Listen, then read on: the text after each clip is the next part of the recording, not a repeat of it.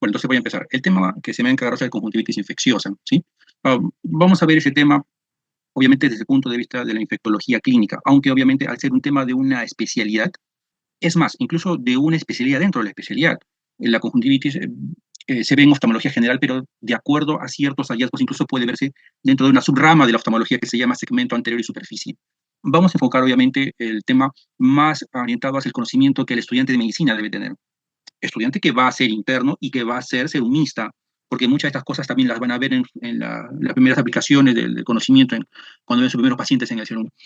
Y bueno, las preguntas que puedan tener o algo en el camino van a ser, con gusto van a ser bienvenidas. Bien.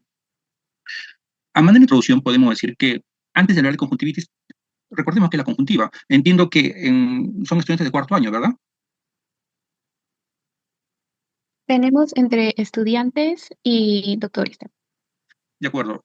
Entiendo que la mayoría de los estudiantes ya han llevado los cursos de cirugía o todavía o han dado medicina interna recién. Tenemos entre estudiantes que ya pasaron medicina interna y algunos que ya pasaron cirugía. Bien, entonces muchos términos van a ser conocidos por ustedes. La conjuntiva es una membrana mucosa y transparente que recubre la superficie interna de los párpados. Ahora, esta conjuntiva tiene varias porciones y varias funciones, y la disposición anatómica también es importante para el diagnóstico y la semiología de la conjuntivitis, y ahora lo vamos a ver.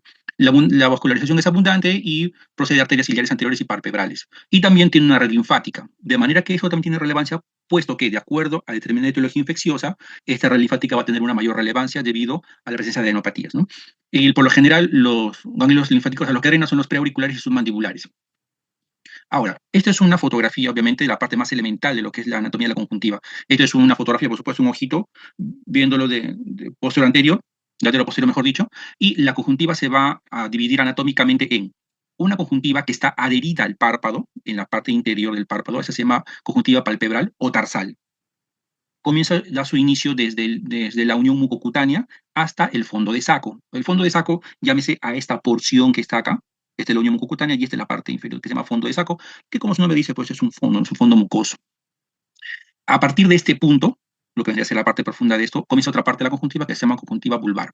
Esta conjuntiva vulvar está adherida o protege a una estructura que se llama esclerótica y termina en una porción anatómica que se llama limbo esclerocorneal.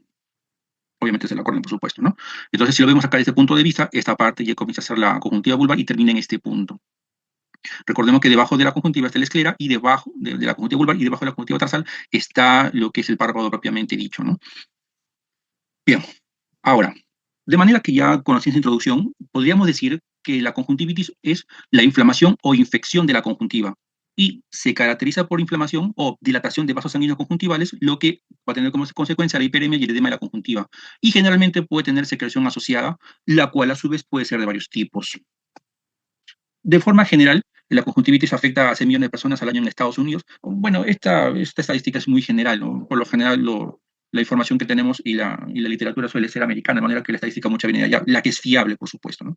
La mayoría de estos pacientes de conjuntivitis son inicialmente tratados por médicos de atención primaria en lugar de profesionales de la visión, aunque eso varía un poco, ¿eh?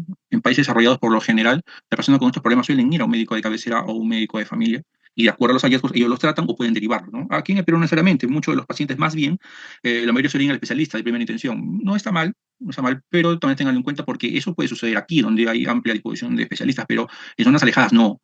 Ahí por lo general van al médico de cabecera, al médico de familia, o cuando ustedes también tienen oportunidad van a ver los serumistas, ¿sí? De manera que estos conocimientos también les va a servir para eso. El 1% de la consulta de atención primaria están relacionadas a la conjuntivitis, y el 70% de estos pacientes acuden a atención primaria y a urgencias. ¿Qué se desprende de acá? De que la conjuntivitis en sí no es mucha la cantidad de gente que se ve en eso en atención primaria, pero de ese pequeño porcentaje, 7 de 10 sí van a la atención primaria y urgencias. Otra vez, estoy de acuerdo a literatura extranjera, ¿no? Ahora, la prevalencia de conjuntivitis varía. ¿Varía en qué sentido? La edad del paciente, de aquí ya vamos aportando algunos datos que no están aquí necesariamente. Por lo general suelen ser más, en teoría suelen ser más niños que adultos, pero en la realidad va por ahí, es 50-50. Y también la estación del año. Por ejemplo, las conjuntivitis bacterianas y virales suelen ser más o menos de verano, como ahora. Más, incluso en enero se ha visto bastante de esto. Y por lo general, otras formas de conjuntivitis no infecciosas suelen ser de primavera-otoño. Por ejemplo, la alérgica. De las infecciosas, la vírica es la causa más común de las formas infecciosas, tanto en la población adulta y más frecuente en verano. Después vamos a ver por qué tiene que ver el verano en esto. Después de la viral, por supuesto, es la bacteriana, y es responsable de la mayoría de los casos en niños. ¿Eh? O sea, ¿qué significa? Que en general la segunda causa de conjuntivitis es bacteriana, pero de toda la porción o toda la proporción de conjuntivitis bacterianas en niños es más frecuente. Y hay que diferenciarla bien de otras enfermedades, puesto que pueden algunas amenazar la visión cuando no son bien diagnosticadas o tienen una presentación clínica similar. Y aquí viene algo primer aporte importante. Se entiende que como desde el punto de vista de la medicina, cualquier ojo rojo muchas veces lo primero que uno piensa es conjuntivitis. Posteriormente, si tienen la oportunidad de llevar a la especialidad de oftalmología, van a ver que el ojo rojo solamente es la puerta de inicio de muchas otras cosas. ¿Eh? El ojo rojo es el punto de partida de muchas, muchas, muchas patologías. Obviamente no es el objetivo de la reunión saber cuál es una de cada una, porque eso más va para el especialista, pero entiéndase que existe, entiéndase que el ojo rojo solamente es un aspecto más. Por ejemplo, en esta tabla que está aquí, vamos a ver que el ojo rojo tiene muchas otras causas que no tienen que ver con conjuntivitis. Solamente lo menciono de manera somera. Tenemos el tema de ojo seco, la blefaritis, la uveitis, el glaucoma de ángulo estrecho, la fístula cartílago cavernosa, la endoftalmitis, la celulitis en celulitis orbitaria o preorbitaria, los tumores o neoplasia de segmento anterior, las escleritis y las hemorragias subconjuntivales. O sea, el ojo rojo puede también presentarse en todas estas. Cada una tiene una historia clínica diferente y una semiología característica, ¿no? Eh, Obviamente también les voy a dar ciertos alcances de cómo de manera general podrían tener una idea de qué no es una conjuntivitis.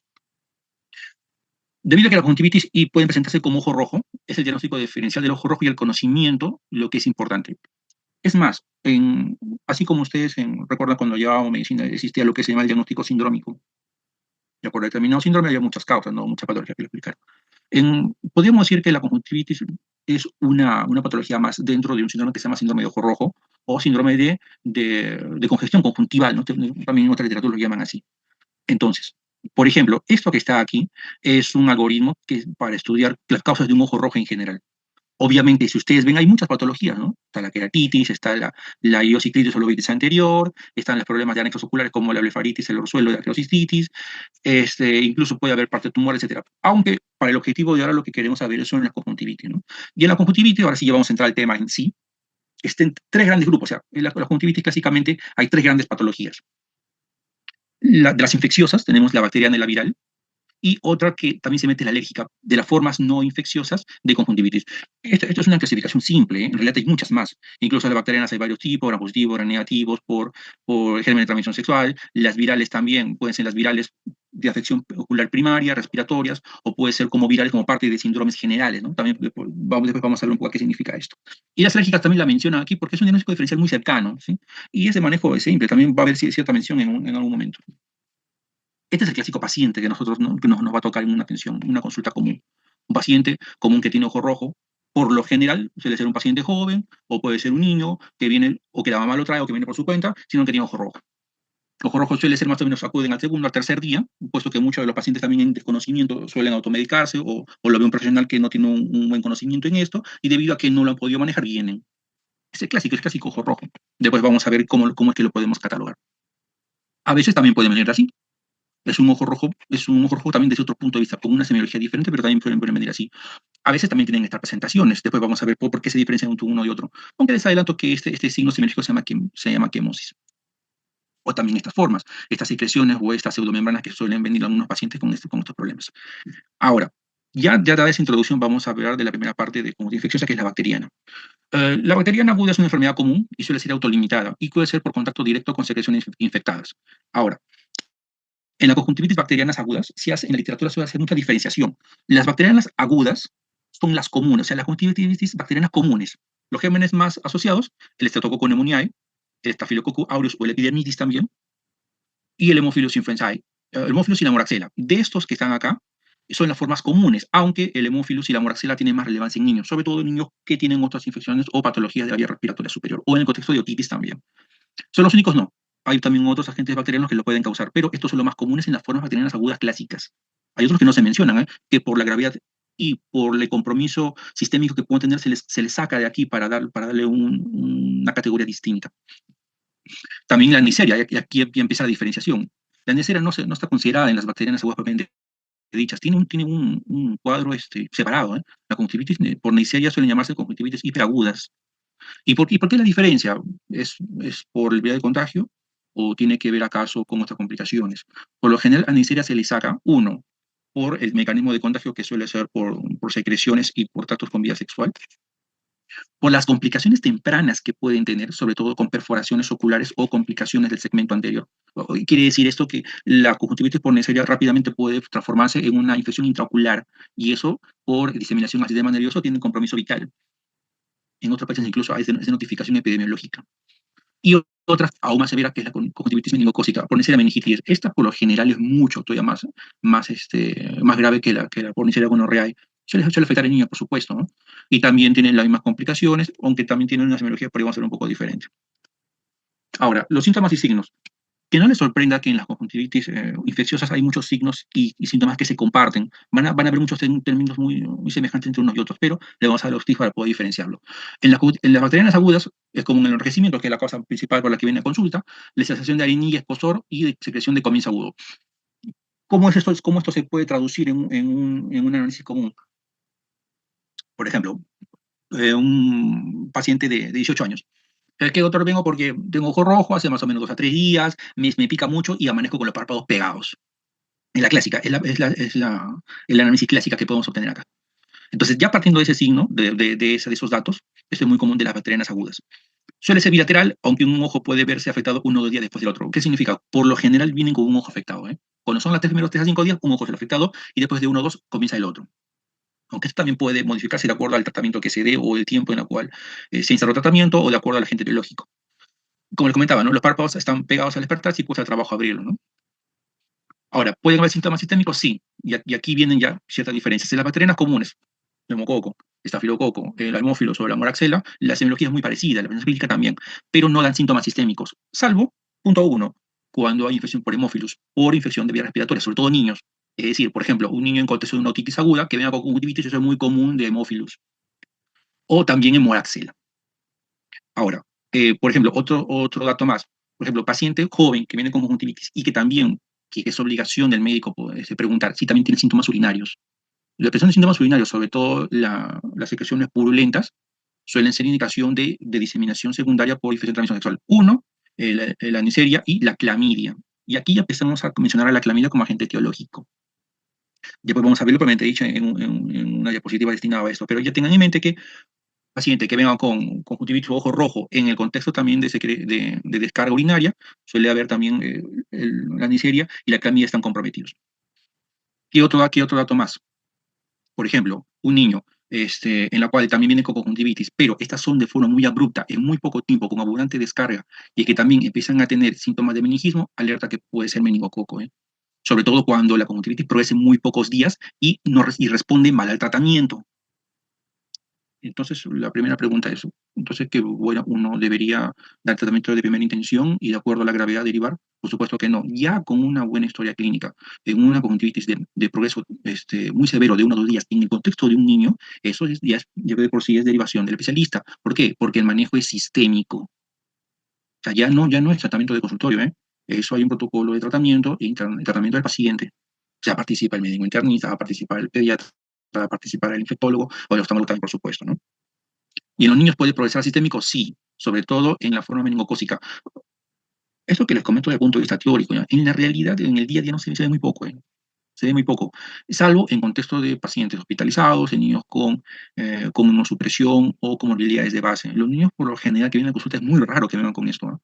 Yo particularmente he visto uno que otro nada más en los años, pero sí existe la posibilidad, ¿eh? Entonces, a tenerlo en cuenta. Y otro dato más, la visión suele ser normal. ¿Qué significa normal? Para saberlo normal, hay que saber que es visión normal. No es el objetivo de la exposición, por supuesto, pero para términos concretos le podemos decir así. El mismo contexto del paciente que hemos comentado, de ojo rojo con secreciones, picazón, ardor, sensación de arenilla, cuerpo extraño, pero usted ha preguntado, señor, ¿y la visión se ha modificado? Y por lo general suele decir que no. Aunque algunos dicen, ¿sabe qué? Veo borroso, pero cuando parpadeo suele mejorar la visión. Claro, es porque las secreciones no dejan ver bien. Pero por lo general la visión no tiene por qué afectarse. Bueno, también hay sus variaciones, por supuesto, ¿no? En realidad, también saber visión normal es porque uno cuantifica la visión, que no es el objetivo de ahora, ¿no? Salvo los que ya llevan oftalmología y ya saben cómo se hace una huesa visual básica. Pero la visión suele ser normal o no suele ser motivo. Y doctor, ¿y qué significa? Que cuando se afecta la visión, eso ya es un criterio de alerta. Entre los síntomas signos también podemos decir que hay edema y eritema palpebral, sobre todo en las gonocócicas. ¿Qué significa eso de edema y eritema palpebral? Párpados hinchados. Normalmente una conjuntivitis, vamos a ver en la fotografía, que suele ser un eritema o inyección de la conjuntiva, pero el párpado no está tan comprometido, pero el edema sí suele ser, o el hinchazón, o la difícil apertura espontánea del párpado suele indicar gonocócica. Y las secreciones pueden ser acuosas al principio. En las víricas, ya les voy dando el dato, en las víricas suele ser una secreción acuosa, pero se vuelve purulenta con los días, que eso ya indica bacteriano. Y las hiperagudas son de las gonocócicas o las meningocócicas. Lo que les comentaba, ¿no? Por ejemplo, aquí vemos un paciente con una inyección conjuntival, secreciones abundantes en el borde que forman toda esta secreción pegajosa, pero también está la tumefacción o el edema de párpados. Entonces, doctor, y si nosotros vemos esto, ¿qué hacemos? ¿Tratamiento? No. Cuando haya compromiso de párpado, derivar al especialista. ¿Pero por qué? Pero yo lo puedo tratar, si yo conozco mi esquema y mi guía clínica lo puedo tratar. Sí, pero aquí hay otro diagnóstico diferencial.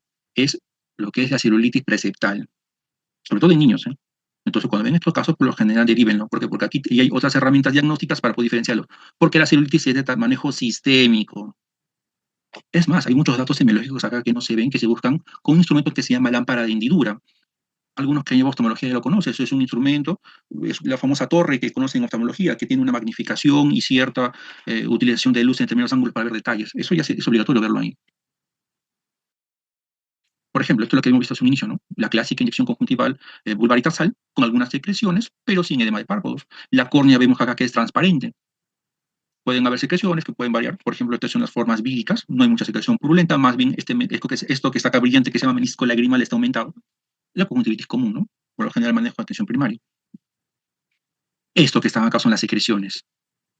Y por gravedad, la secreción suele estar en el fondo de saco, que significa que examinar a un pacientito con conjuntivitis, no, obviamente aparte de las medidas de protección personal, que son guantes y un lavado previo de manos, es también hacer una apertura manual del párpado, incluso un poquito hacia abajo para ver lo que se llama fondo de saco. Muchas veces hay secreciones ahí.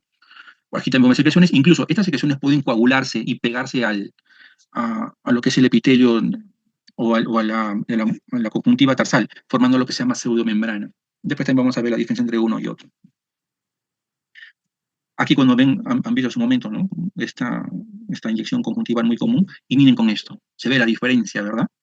Y doctor, ¿y qué diferencia usted nos puede decir? Uno, hay ya cierta tumefacción de párpados. Segundo, miren estas secreciones abundantes incluso que forman estas agrupaciones en las pestañas. Tres, esta formación de secreciones abundantes, incluso mira, generan estas tracciones y todos estos filamentos. Cuatro, se observa también cierta opacidad, bueno, no hay mucha experiencia en esto, pero hay cierta opacidad de la córnea, ¿eh? Estas, por ejemplo, una conjuntivitis hiperaguda por Neisseria. Doctor, ¿y cuál? Bueno, eso ya depende, ¿no? Porque la cera de un adulto mayor suele ser la forma gonocócica. En el diagnóstico, como ustedes están viendo, básicamente la conjuntivitis es con diagnóstico clínico. Es decir, una buena historia clínica es suficiente para un diagnóstico de la mayoría de los casos. No obstante, también existen pruebas complementarias. ¿Doctor, las hacemos? Sí, sí, se hacen algunos casos. Por ejemplo, cuando se sospecha de infección gonocócicas o meningocócicas. ¿Por qué? Porque se hace un frotis, se hace para ver la bacteria directamente, propiamente dicho, un gram, y los diplococos intracelulares gram negativos en forma de riñón suelen indicar infección gonocócica o meningocócica. O puede ser también medios enriquecidos para el crecimiento, ¿no? Ahora, otra vez, como les comentaba, por lo general la conjuntivitis bacteriana que sospechen que puede ser por Neisseria siempre tienen que ser derivados. ¿Pueden llegar a un buen diagnóstico? Sí. ¿Pueden ser tratamientos? Sí, también se puede. Vale, por ejemplo, doctor, yo estoy en provincia, ¿no? Estoy en un pueblo muy alejado, estoy en la selva, tengo que ir en bote 5 días. ¿Qué hago? ¿Tratamiento? Sí. Sí hay que dar tratamiento. Y doctor, mucho que deriven, sí, también puede derivar, pero lo que pasa es que acá, si detectas una forma meningocócica, ponte que la semiología, o sea, hagas una buena historia clínica, puedas meterte con tratamiento antes, sí, hazlo. ¿Por qué? Porque esto puede salvar la vida del paciente. ¿Qué significa eso? Que si en algún lugar logran ver alguna forma gonocócica y dejan pasar por esperar al especialista, eso te complica rápido. Sobre todo las perforaciones corneales con endoftalmitis, lo cual es una emergencia oftalmológica grave, o incluso la formación de la meningitis meningocócica en niños, y eso por lo general se ve que la mortalidad es muy alta. Eh, Disculpe, ¿está bien el tono de voz? ¿Está entendiendo lo que digo? Sí, doctor, sí se entiende. ¿Hay alguna pregunta hasta ahí? No, todavía no. Okay, Cuando listo. escriben en el chat, yo le leo. De acuerdo, de acuerdo. Bien, tratamiento. Antes de avanzarse con el tratamiento farmacológico, hay que tener en cuenta que hay tratamiento no farmacológico. Uno, la higiene. ¿Y qué significa otro que eso de la higiene? Tal cual, es el lavado de lo que es la parte de ojito y el retiro de secreciones. Antes, antes en los 90, a inicios de los 2000, por lo general la higiene era muy general, ¿eh? Jabón antibacterial, manito previamente limpias, se usaban algunas gasitas para retirar. Ahora existen productos más específicos para esto en el mercado. suele ser más dominio del oftalmólogo, ¿ya? Pero ahora existen soluciones antisépticas muy buenas para la limpieza. Obviamente no hay ningún interés comercial, ¿no? Pero lo menciono. Uno es el Spiner, por ejemplo, el Clean, por ejemplo, el Blefarix también, son productos que se comercializan en el Perú para higiene. Siempre se indicarán medidas para no propagar la infección. ¿Qué significa? Lavado de manos. Para la conjuntivitis, el lavado de manos es obligatorio, tanto del paciente como el que examine. Segundo, fomentos frescos y lavados oculares con suelo fisiológico frío. Bueno, eso es más teórico, ¿no? En la vida diaria y en la atención primaria, ¿qué decimos? Señora, lávese bien la mano, limpieza de secreciones, puede ser una solución antibacteriana común o la clorexidina también con mucho cuidado, compresa de agua fría, un pañito se moja de agua fría o agua hervida, el agua hervida es suficiente y se puede colocar en el ojito 20 minutos, ayuda mucho con la recuperación del problema. Tercero, no se debe ocluir un ojo, eso también hemos visto muchas veces, ¿eh? Por ejemplo, el paciente con conjuntivitis viene con un ojo parchado y con su parádrapo y una gasa, y eso es muy peligroso, ¿eh?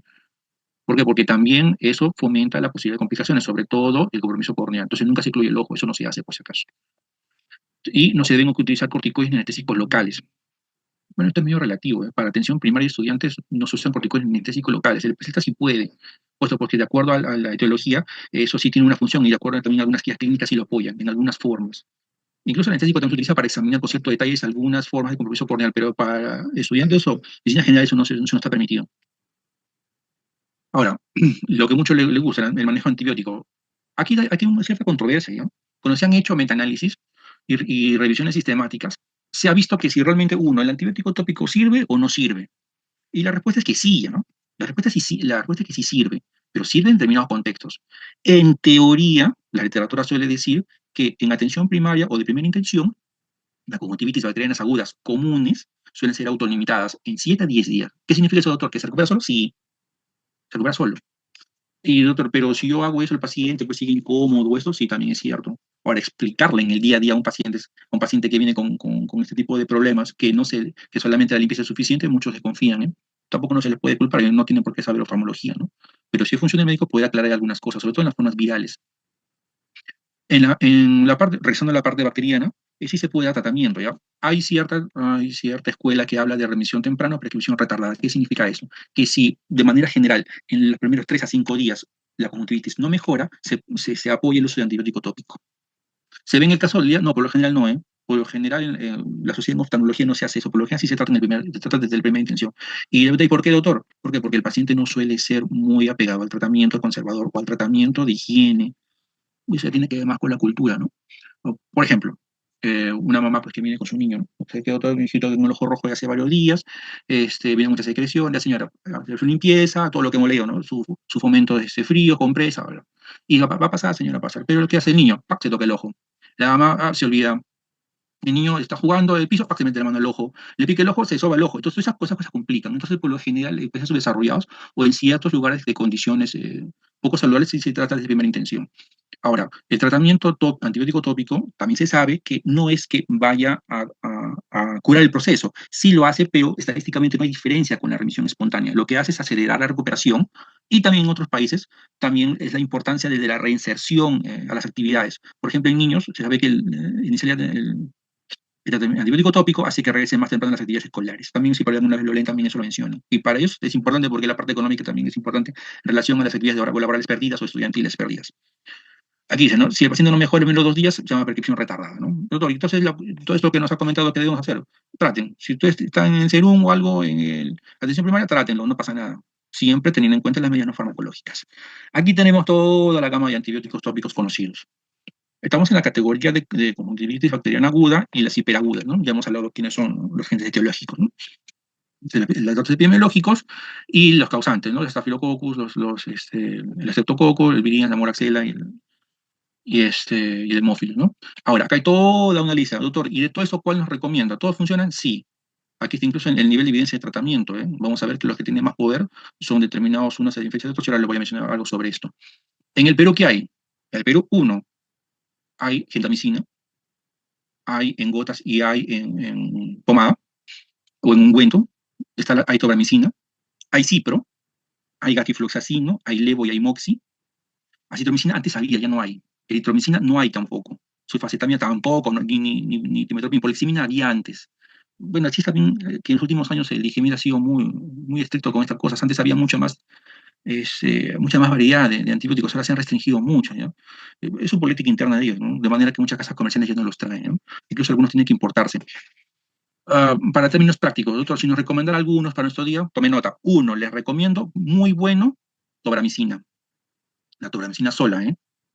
Otro que les recomiendo, el ciprofloxacino. Que con estas dos sacan la mayoría de la conjuntivitis, la gran mayoría. Obviamente con un buen esquema y asociado a un buen diagnóstico y a unas buenas medidas no farmacológicas. Para casos más severos, por ejemplo, está el GATI y el levofloxacino. Mira, también les recomiendo usar el Moxi. El Moxi es muy bien tolerado y tiene pocos efectos adversos, pero al ser una fluoroquinolona más moderna, hay que manejarlo con mucho cuidado, sobre todo por la generación de resistencia. Por lo general, el GATI y el Moxi son más manejo del especialista, ¿ya? Antes había citromicina, era muy bueno, ya lo sacaron del mercado de hace un par de años. Antes de la pandemia sí había, era muy bueno, sobre todo en gestantes. Bien, ahora, en las formas hiperagudas, no, así si ustedes se dan el trabajo aquí de leer, van a ver que en las formas hiperagudas no se menciona prácticamente ninguna de las formas tópicas. ¿Por qué? Porque en las formas hiperagudas el manejo es sistémico. Se hace esa zona intramuscular en una dosis o de acuerdo al peso en niños. También existe tratamiento tópico, sí, pero no está demostrado, puede ser complementario, pero sobre todo el manejo sistémico. Y ese manejo sistémico tiene que ser también meterse otros especialistas. Bien, como le había comentado hace un momento, también la clamidia está separado como un ente etiológico, o sea, aparte, ¿no? La conjuntivitis por clamidia tienen varios tipos. Está la conjuntivitis de inclusión, y el tracoma. En la conjuntivitis clásica por clamidia, la que se ve comúnmente es la de inclusión o del adulto, que es una infección oculogenital. ¿Qué significa eso? Que es por contacto de secreciones infectadas de la vía genital, mano y ojo. Bueno, hay ciertas variaciones, por supuesto, ya no vamos a meter en esas cosas, pero por lo general suele ser genital, mano y ojo. Y suele ser por serotipos de IK de la clamidia trachomatis. La espora autoinoculación, como les había comentado, ¿no? Aunque también es transmisión ojo-ojo, pero es más raro 10% de los casos. Los síntomas y signos, como le comenté, también tienen mucho que ver o comparten con las conjuntivitis bacterianas clásicas. Secreción acuosa mucopurulenta. En la clamidia es adenopatía, ¿eh? Por lo general, en las bacterias clásicas no lo hay. Por lo general, a veces también el hemofísio lo causa, ¿eh? Sobre todo en niños. Pero en la camilla sí suele haber adenopatía preauricular dolorosa. Aquí ya empiezan a aparecer la palabra folículos, ¿eh? Cuando hemos visto las fotografías anteriores de conjuntivitis, era una inyección conjuntival con secreciones abundantes, se puede ver de párpado, pero aquí empieza a aparecer la palabra folículo y vamos a ver qué significa eso. Queratitis puntiforme es frecuente, dicen. Ya con la célula de clamidia, ya el nivel es superior porque hay algo que se llama queratitis. Doctor, ¿qué es la queratitis? Es la inflamación o el compromiso de la córnea. Como habíamos visto en las fotos pasadas, la córnea suele ser clara, ¿eh? Pero ya el compromiso corneal suele ser frecuente en clamidia. ¿Y qué significa eso? ¿Yo cómo lo veo? ¿Yo puedo ver? Sí, a veces, y por lo general no. Eso se ve con lámpara de hendidura. Dudo que alguien maneje una lámpara de hendidura, ¿no? O sea, que la tengan disponible, por supuesto, ¿no? Por eso se hace derivación al especialista. Infiltrados subepiteliales, o sea, ya hablamos de compromiso de segmento anterior en córnea, y cuando se hace crónica, los folículos son menos llamativos y se observan papilas, o sea, es una forma de cronificada de los folículos. Puede haber cicatrización conjuntival y panus, después vamos a ver qué significa eso. Aquí tenemos una conjuntivitis folicular. Y doctor, ¿y cómo lo diferencia de la otra? ¿Hay algo que lo diferencia? Sí, estas bolitas que están acá, tenemos como puntitos brillantes, son los folículos. Los folículos son reacciones, vale la redundancia, de lo que es el tejido folicular que está inmerso en la sustancia propia del párpado. Tiene una histología característica que no es el objetivo del caso, ¿no? Pero por general la versión de estos puntitos agregados y junto a ellos con una gran inyección suele ser conjuntivitis folicular y suele ser por clamidia, aunque también en algunos virus puede verse. Aquí se ve un poquito mejor los folículos, estos puntitos que están acá, este es en el tarso superior, ya cuando se está remitiendo o haciendo crónico en algunos casos. Esto que está acá se llama estos puntitos blancos que están acá en el limbo esclero corneal, se llama infiltrado periférico. ¿Y qué es eso? Eso va a tener una explicación inmunológica, sí, pero también suele verse en la conjuntivitis por clamidia. Si ustedes son más observadores, van a ver que la inyección la congestión es mucho más severa en el borde, ¿no? A diferencia que está acá. Eso ya son minucias que uno puede ver en la lámpara hendidura. Yo los ofrezco y los he dado a conocer para que sepa que existen. Eso se llama inyección periquerática. Y eso es muy común cuando ya el problema se está metiendo en la córnea. Y esto ya es manejo de especialidad. Porque hay que hacer un tratamiento más diferencial, hay que tener en cuenta cultivos, un antibiótico más específico, limpieza y debridamiento de estos puntitos que están acá, manejo de anestesia para que el paciente no le duele, etcétera, etcétera. Y cuando la infección no se resuelve, miren lo que se forma que es acá. Esta invasión vascular. Eso es indicación de afectación crónica y eso se llama PANUS. Doctor, usted lo que me está comentando son estas fotografías que se ve muy bonitas, doctor. ¿Yo los puedo ver en el día a día? Sí, a veces sí se puede ver. Pueden hacer también una lupa, ¿eh? Una lupita común, de buena calidad, pueden llevar su serum y les puede servir mucho en estos casos, si pueden ver esta cosa. Doctor, ¿y qué hago ahí? Derivar al especialista, porque eso no se trata de atención primaria, porque el manejo es más complejo. Bien, la otra parte de la afectación por clamidra trachomatis es el tracoma, ¿no? El tracoma no se ve tanto, se ve más en países subdesarrollados. En el Perú poco, más se ve en lugares y está relacionado con condiciones, condiciones de pobreza e insalubridad. Aquí dice, ¿no? La principal causa de ceguera irreversible evitable en el mundo. Mira, causa de ceguera irreversible evitable, ¿eh? O sea, ¿qué significa? Que tranquilamente con buen tratamiento los pacientes suelen evitarse la ceguera. Es decir, y cuando hay ceguera, esa ceguera ya no tiene retroceso. ¿Y doctor, qué significa eso? Porque hay otra causa de ceguera reversible, sí, catarata. Cuando usted ve en epidemiología, van a decir que la catarata es la forma más común de ceguera reversible. Pero en la forma irreversible es tracoma. Es una infección recurrente desencadenada por una respuesta inmunitaria crónica. Una acción de sensibilidad medida por células, que es la forma 4, ¿no? Sabemos que hay formas del 1 a 4, la 1 que suele ser por IG, la que conocemos clásicamente en reumatología, ¿no? Por anticuerpos circulantes, por inmunocomplejos, y la tipo 4, ¿no? La tipo 4 es la que se encarga en la respuesta inmunitaria crónica del tracoma. La mosca es un método importante, sí, porque suele transmitir el problema, o que puede haber transmisión directa. Algunos puntos acá. Por lo general dudo que vean a alguien con tracoma, ¿eh? Tal vez cuando yo me interno, mucho estoy en la clínica, en los hospitales, no hay nadie con tracoma andando por ahí, porque es raro. Es raro porque aquí en Lima no se ve, pero en provincia sí. ¿Y quiénes son más susceptibles? Los niños. ¿Y por qué los niños? Porque los niños, al depender mucho de los padres, es el mal saneamiento o las condiciones de pobreza y falta de acceso a agua, que es lo que hace que el niño no esté bien aseado y que los adultos sean reservorios de infecciones a repetición. Y son los niños, por su propia inmunidad, responden mucho más, de forma severa a la cicatrización. El tracoma se asocia a serotipos A, B y C. En cambio, me he visto, por ejemplo, que en la conjuntivitis de inclusión es por serotipo D, E, K, ¿no? O también otras clamidias pueden causar, por ejemplo, la fitasi de las aves o la neumonía, ¿no? Esta clamidia de neumonía se ve más en niños, ¿eh? Porque puede causar neumonitis, otitis o infecciones del tracto respiratorio superior. ¿Qué significa? Que en el contexto de una infección respiratoria superior, una conjuntivitis papilar puede ser indicador de infección por clamidia. Por tracoma no necesariamente, ¿eh? Pero sí por clamidia. Bueno, hay otra semiología también implicada en la clínica, porque les comenté también que el hemófilos podría causarlo, ¿no? Ahora, el tracoma puede clasificarse en un estadio activo o un inflamatorio activo o crónico cicatricial. Al final es el mismo problema, pero en fases diferentes, ¿eh? El tracoma que causa ceguera suele empezar con una forma inflamatoria en la cual la recurrencia del problema hace que sea la forma cicatricial. ¿Qué significa eso? Que el primer ataque de tracoma suele ser autolimitado incluso, y es ya la hipersensibilidad a los antígenos que han quedado y las infecciones a repetición hacen que la reacción inflamatoria sea mucho más severa en episodios posteriores. Y eso sí genera este problema, porque causa deformidad en los anejos oculares. Y eso sí causa afectación corneal y la ceguera. Esta es una clasificación de tracoma según la OMS. Es poco práctica, pero existe, en la cual intentan clasificarlo de acuerdo al grado de inflamación desde el inicio hasta el acercamiento de la ceguera, ¿no? Por ejemplo, aquí la inflamación tracomatosa, menos de 5 milímetros, la tracomatosa intensa, la cicatrización, la triquiasis. Doctor, ¿qué es triquiasis? Triquiasis es la malposición de la pestaña, ¿sí? Es decir, una pestaña que contacta con el globo ocular, y el rozamiento es lo que genera el panoso y la cicatrización corneal, ¿no? Pues vamos a ver esto. Los síntomas, aquí como les comenté al inicio, clamidia de conjuntivitis folicular o puede ser papilar de acuerdo a la cronicidad y situaciones mucopulentas.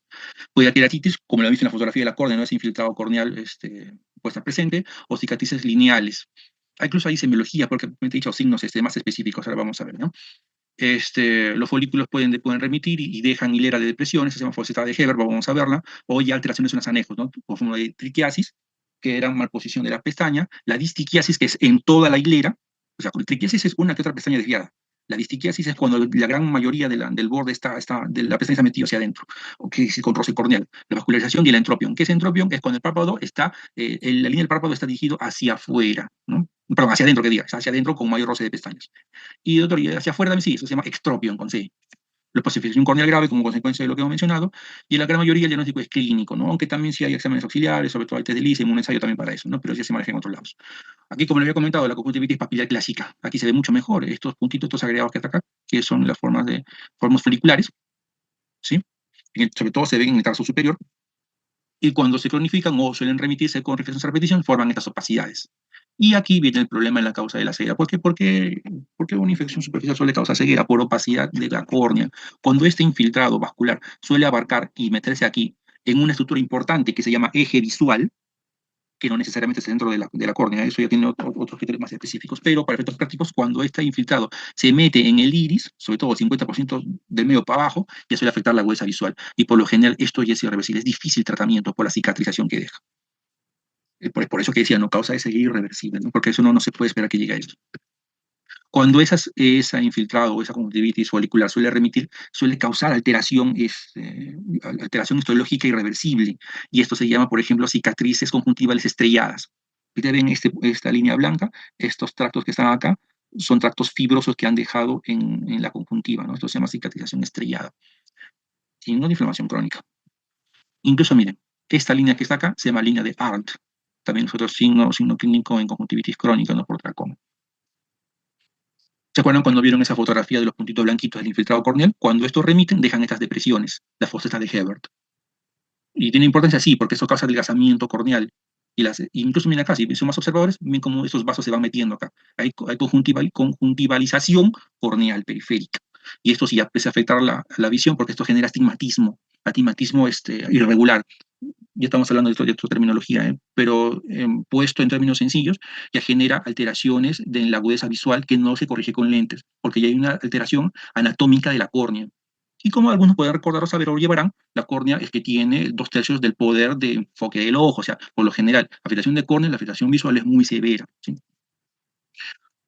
¿Qué es esto, doctor? Esto es lo que yo comentaba, ¿no? La famosa triquiasis. Miren cómo esta hilera de pestañas mal posicionadas y cómo esta que están acá tocan la córnea. Esto no debería pasar, ¿eh? Esto es infecciones por tracoma a repetición, ¿sí? Y eso, el roce es lo que genera el paro. Mira cómo acá hay esta forma de esta opacidad córnea acá al costadito, a diferencia acá que esta es una córnea clara, ¿no? Este roce es lo que genera la inflamación crónica y la sigue. Tratamiento. Para la conjuntivitis de inclusión, el manejo es sistémico. Por eso que como lo separaba, ¿no? Como verán, la agente la semiología y la historia clínica suele ser más diferente. Y el manejo también suele ser sistémico. Doxiciclina 100 miligramos cada 12 horas por una semana. Puede ser 10 a 14 días incluso. La citromicina, 1 gramo, dosis única. Es más, en algunas escuelas la citromicina se repite a la semana o algunas veces puede ser anual incluso, ¿no? Para dar los reservorios. Hay que tener en cuenta los efectos adversos. La doxiciclina no se da en niños menores de 12 años, porque puede causar depósito. También en gestantes, por supuesto, claro que no. Las medidas de limpieza en el tracoma, también es frecuente el manejo no farmacológico, lavado frecuente de la cara, control de las moscas como forma de diseminación de la enfermedad, la citromicina en dosis única puede repetirse al año, o también alternativa la eritromicina de 500 cada 12. ¿Por qué alternativa? Por la mala tolerancia o por la disponibilidad. Recuerden que la citromicina es muy fácil de conseguir, aunque últimamente sí, ¿no? Pero por ejemplo, eritromicina sí se encuentra. Y cirugía para corrección de malposiciones papilolares. ¿Qué significa eso? Que cuando se detecta el entropio, la triquiasis, la estriquiasis, sí hay manejo por una especialidad que se llama cirugía oculoplástica, también se encarga de eso. Otra forma más, ¿cómo vamos con la hora? ¿Estamos bien? Doctor, ¿le parece 5 minutos más? Ya, 5, listo. Ya. 5, ¿ya está bien? Sí, por Ya, favor. listo, vamos. Bien, otra forma es la conjuntivitis neonatal. También está separada como una teoría nosológica diferencial. La neonatal, o también neonatal, es una infección conjuntival en el primer mes de vida. ¿Qué significa? La conjuntivitis del mes para adelante es una conjuntivitis común en el niño. Suele ser la infección más común, en recién nacidos afecta hasta el 10% y suele ser transmisión vertical, es decir, infecciones maternas durante el parto. Los microorganismos son iguales, también la clamidia, está la neisseria y ya pisamos aquí la primera aparición viral que es el virus del herpes simple, ¿no? También los estafilocócicos o otras entidades que hemos visto, ¿no? También los preparados tópicos para profilaxis en las infecciones. ¿Qué significa? Cuando ustedes lleven neonatología van a ver que en la atención del recién nacido muchas veces le ponen unas gotitas en los ojos para evitar infecciones. Eso es por protocolo. Antes se utilizaba el nitrato de plata, pero generaba mucha inflamación. Ahora se utiliza eritromicina o algunos utilizan, por ejemplo, astromicina o netilmicina también se puede utilizar. Ahora son manejos más modernos. Porque antes el nitrato causaba inflamación y también generaba conjuntivitis en sí. ¿Qué significa? Que los primeros días puede ser por irritación química, la primera semana puede ser por las formas gonocócicas, igual como las otras que le había mencionado. Pues las bacterianas comunes se ven en la primera semana, herpes en 1 o 2 semanas y la clamidia en 1 a 3 semanas. ¿Sí? ¿Qué nos tenemos que llevar de acá? Que aquí, en la conjuntivitis neonatal, lo peligroso con la espornicelia. ¿Por qué? Porque el manejo es sistémico. Cuando son las formas materiales comunes, se pueden utilizar antibióticos comunes para recién nacidos. Les doy un dato, por lo general se utiliza la netilmicina, que es muy bien tolerado en los niños pequeños, ¿sí? Y cuando hay vesículas en la piel palpebral, ya hay que sospechar por virus de herpes simple, sobre todo en la forma tipo 2. Doctor, cuando hay herpes simple, yo que llevé mi infectología y conozco el manejo, ¿es por investigación primaria? No, el manejo por especialista. ¿Por qué? Porque en los niños recién nacidos, la infección por herpes, sobre todo en las formas oculares, suelen tener diseminación sistémica, o pueden ser encefalitis, o pueden ser o compromiso corneal, ¿sí? Sería un especialista. Por ejemplo, aquí vemos una fotografía con un infectado purulento abundante, ¿no? Por ejemplo, suele ser conocócica. ¿Y por qué gonocócica? Si no solamente por la secreción, no, también porque ahí empieza a haber edema palpebral, ¿no? Eso indica gonocócica. El tratamiento para Neisseria, la ceftriaxona, 125 miligramos, o para la clamidia, la eritromicina, junto con pomadas de eritromicina también, ¿no? Si es herpes simple, la ciclovir, de 15 a 20 por kilos, cada 8 horas por 14 días, ¿sí? O por 20 días seguidos riesgo de encefalitis. ¿Qué significa? Que aquí también se mete el pediatra. Para terminar, las formas víricas, ¿no? Las formas víricas hay muchas formas también que se tienen que llevar acá, que la cosa más común es el adenovirus. Este causa el 90%. Y el adenovirus también tiene muchas formas, que podemos saber un poquito sobre esto, ¿sí? La presentación suele ser más frecuente en el verano y pueden aparecer en brotes en centros de aglomeración de personas, por ejemplo, trabajo, el colegio o en las piscinas, ¿no? Esta clásica es conjuntivitis de las piscinas, suele ser por adenovirus, porque sobrevive bastantes superficies. Los signos muy común, muy parecido a las formas bacterianas comunes, solamente que aquí la hiperemia ya es con folículos. Pueden haber hemorragias también, en las bacterias no se ven hemorragias, pueden hacer membranas y pseudomembranas. Compromiso corneal puede haber de acuerdo al tipo de conjuntivitis adenovírica, y cuando también puede haber uveitis anterior. ¿Qué es uveitis anterior, doctor? Cuando hay compromiso ya de la parte intraocular, ¿no? O puede ser nódulos pálidos serios cuando es por molusco contagioso. El molusco contagioso es de una entidad que se llama conjuntivitis folicular con compromiso de aparición de lesiones umbilicadas en el borde palpebral. Por ejemplo, ¿no? Vemos a esta paciente con estas secreciones abundantes, pero son secreciones acuosas, ¿sí? No hay gran inyección y por lo general la cona suele ser clara y suele ser bilateral. Aquí vemos en las formas virales, ¿no?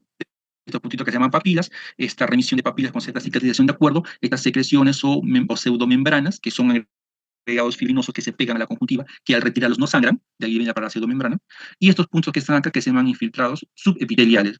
¿Qué significa subepiteliales? Que están debajo del epitelio corneal. Cuando ustedes lleven oftalmología como detalle, verán que la cornea tiene varias capas, ¿no? Y debajo del epitelio está otra capa, que es la capa de Bowman, y entre ellos dos están estos infiltrados, ¿no? Esta pseudomembrana acá también que se ven con adenovírica. Esta es una imagen por molusco contagioso, ¿sí? Y esta es la conjuntivitis papilar, conjuntivitis folicular junto a una lesión de molusco contagioso. Tratamiento. Las medidas no farmacológicas también son comunes, nunca deben faltar. Limpieza, manejo de secreciones, retirar pseudomembranas por la cicatrización, las lágrimas artificiales sin conservantes a demanda. ¿Qué significa? Que en las formas víricas no se usa antibiótico. ¿Por qué? Porque el antibiótico suele ser tóxico, no va a acelerar el proceso, suele generar resistencia, a veces incluso pueden retardar la recuperación, puede haber reacciones adversas al antibiótico propiamente dicho, y no sirve para estos casos, ¿no? Lo que son las lágrimas artificiales sin preservantes en el mercado se manejan muchas. Y aplicación de compresas frías para el asintomático, ¿no? Se estudió el ganciclovir como un posible agente, pero no está demostrado que sea efectivo, ¿no? Los antibióticos están prohibidos, también buscarse antihistamínicos como el ketotifeno, por ejemplo, o los ainestópicos. ¿Qué ainestópico, doctor, tenemos en el mercado? El bromfenaco, tenemos el diclofenaco, que también tenemos el empafenaco, por ejemplo, pero de ellos el diclofenaco y el ketorolaco son los más disponibles y más fáciles de utilizar, ¿no? Aquí vemos un cuadro del manejo de las conjuntivitis virales, que les puedo decir acá, por ejemplo, para terminar, ya estamos acabando, faltan un par de minutos. En las conjuntivitis virales les comenté que la mayoría suele ser por adenovirus. De los adenovirus tienen varias formas de presentación. ¿Cuáles se tienen que llevar a casa? La conjuntivitis folicular común, que es la clásica, suele ser de aparición y remisión en una semana. De ahí viene la conjuntivitis la queratoconjuntivitis epidémica, que esas son formas mucho más severas por virus y que es de manejo especialista porque suelen tener cicatrización corneal, ¿sí? Y las formas hemorrágicas también. Cuando está por virus herpes zóster y simple, con su propia historia clínica, se utiliza, en el Perú tenemos disponible el valaciclovir y el aciclovir, ¿no? Cuando es por virus herpes simple, el aciclovir, por herpes zóster es 800 miligramos cada 5 veces al día por 7 a 10 días. Y en las formas simples, el aciclovir en 400 miligramos. Es un manejo clásico que se utiliza aquí en este tipo de infecciones. Y la diclusión, que le voy a comentar porque la mía, yo lo he comentado hace un momento, ¿no? Aquí, por ejemplo, las fotografías para diferenciar unos de otros, las formas conjuntivales bacterianas comunes, la hiperpurulenta con bastante secreción y las víricas, ¿no? Con más secreción acuosa y formación de folículos. Y aquí un cuadro en la que diferencia cada uno, ¿no? Las virales, las bacterianas por clamidia, las alérgicas que siempre están en los cuadros, como es un diagnóstico diferencial común, ¿no? Bien, entonces, para terminar, y como cuadro final, ¿por qué me voy a llevar aparte de todo lo que nos ha comentado? ¿Qué hago yo cuando veo a mi primer paciente? Bueno, hagamos la siguiente pregunta. Primero, ¿cuándo sospechar cuando la conjuntivitis es aguda? Cuando tiene menos de 4 semanas de duración. Cuando es 4 semanas para arriba, es crónica, llama al especialista. ¿Qué significa? Que cuando tiene más de eso, le preguntamos, ¿hay dolor? Les comenté, en la conjuntivitis no suele haber dolor, salvo casos muy excepcionales, ¿eh? Si hubiera dolor, referencia al oftalmólogo. Si no lo hay, pregunto, ¿hay fotofobia? Doctor, ¿qué es fotofobia? Es la sensibilidad a la luz. Por lo general no debería haber. Algunas formas virales sí lo causan, ¿ya? Si hay fotofobia, referencia al oftalmólogo. Si no lo hay, me pregunto, ¿hay visión borrosa? Si hay visión borrosa, la pregunta es constante? ¿Qué significa constante, doctor? Que cuando el paciente abre y cierra o cuando limpia las secreciones, la visión mejora. Eso es una visión borrosa que no constante. Pero si a pesar de eso sigue siendo mala, referencia a oftalmología. Y si no es constante o mejora, pregunto, ¿qué tipo de secreción tiene? Si es hiperpurulenta, son las formas gonocócicas, y se refiere al oftalmólogo. Si son mucopurulentas, sí las puedo manejar en atención primaria, porque son las conjuntivitis bacterianas clásicas o las gonocócicas. Y las serosas de las virales, ¿no? O porque la mía también puede ser. Y si a pesar de eso, no hay nada de esto, pero hay mucha picazón, en este caso ya nos estamos refiriendo a las formas alérgicas, que es un diagnóstico de PESA o el ojo seco maltratado, ¿sí? Bien, el último cuadro, para terminar, chicos, y no quitarle más tiempo. ¿Qué tres derivación al oftalmólogo? Uno, ojo rojo doloroso, porque puede ser otra diferencia como uveitis, la simetría pupilar, ¿y qué significa eso? Que puede ser alteración neurooftalmológica y ese ojo rojo puede ser una fístula carotida cavernosa, o federación tumoral, la visión borrosa o alteración de la huesa visual que indica compromiso corneal, la inyección ciliaro mixta que va para infección corneal, la sospecha de glaucoma. Doctor, ¿y cómo sé eso? Por historia clínica, paciente con antecedentes familiares de glaucoma o que tenga tratamientos de glaucoma y hace ojo rojo, por lo general es otra cosa. Sospecha de afectación corneal, cuerpos extraños. Es muy común que muchas veces vengan pacientes que son trabajadores industriales y les caen esas esquilas de la esmeril y alguno piensa que es conjuntivitis, pero no, es cuerpo extraño corneal y tiene que ser sacado por el especialista. Cualquier duda diagnóstico o lo que no quede muy claro, las conjuntivitis crónicas, es decir, las que tengan más de 4 semanas, las formas hiperagudas son las infecciones por clamidia, sobre todo las cuando son crónicas o recurrentes, ¿no? La sospecha de infección grave, ¿qué significa eso? Cuando hay compromiso de anejos oculares o profundidad, celulitis orbitaria o la endoftalmitis. Y la evolución clínica desfavorable, ¿qué significa? Que no mejora en el transcurso de la primera semana a pesar del mejor tratamiento dado. Bueno, espero que les haya agradado la exposición. Cualquier duda estamos a su servicio, chicos, ¿eh? Muchas gracias por